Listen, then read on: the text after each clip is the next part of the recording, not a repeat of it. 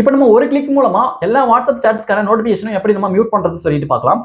இப்போ நீங்க வந்து உங்களுடைய வாட்ஸ்அப் ஓப்பன் பண்ணிக்கோங்க. வாட்ஸ்அப் ஓப்பன் பண்ணிட்டு இப்போ எதனா ஒரு சாட்டை லாங் பிரஸ் பண்ணி செலக்ட் பண்ணிக்கோங்க. செலக்ட் பண்ணிட்டு மேல டாப் ரைட் சைடு கூடிய 3 டாட் கிளிக் பண்ணிக்கோங்க. 3 டாட் கிளிக் பண்ணி இப்போ நீங்க அதுல செலக்ட் ஆல் இருக்கும். செலக்ட் ஆல் கிளிக் பண்ணி இப்போ எல்லா சாட்ஸுமே நீங்க வந்து செலக்ட் வந்து பண்ணிக்கோங்க. அது போல கொடுக்கும்போது எல்லா சாட்டும் வந்து செலக்ட் ஆயிடும். இப்போ செலக்ட் பண்ணிட்ட பிறகு மேல டாப்ல வந்து பாருங்க உங்களுக்கு நோட்டிபிகேஷன் ஐகான் இருக்கும். அதை கிளிக் பண்ணி நீங்க வந்து எல்லா சாட்க்கான அந்த நோட்டிபிகேஷனை மியூட் வந்து பண்ணிருங்க. அந்த மியூட் பண்ணும்போது உங்களுக்கு எவ்வளவு டைம்ல நீங்க வந்து மியூட் பண்றீங்க, எவ்வளவு நேரம் மியூட் பண்ணு சொல்லிட்டு அதுல வந்து 2 டைம் வந்து கொடுத்திருப்பாங்க. அதை செலக்ட் பண்ணா செலக்ட் பண்ணிக்கோங்க, இல்லைன்னா ஆல்வேஸ் வந்து கொடுத்துக்கோங்க. ஓகே, நீங்க ஆல்வேஸ் கொடுத்தீங்க அப்படின்னா அது வந்து மியூட்லேயே தான் இருக்கும் எல்லா சாட்டுமே. இப்போ நம்ம எதுக்காக நம்ம மியூட் பண்றோம் அப்படின்னா, நீங்க வந்து எதனா ஒரு மீட்டிங்ல இருப்பீங்க, அப்படி இல்லைன்னா எதனா ஒரு அமைதியா இருக்க வேண்டிய ஒரு பிளேஸ்ல இருக்கீங்க அப்படின்னா அந்த டைம்ல வந்து நோட்டிபிகேஷன் வந்து டிஸ்டர்பன்ஸ் இருக்கும். அதனால வந்து நம்ம மியூட் வந்து பண்றோம்.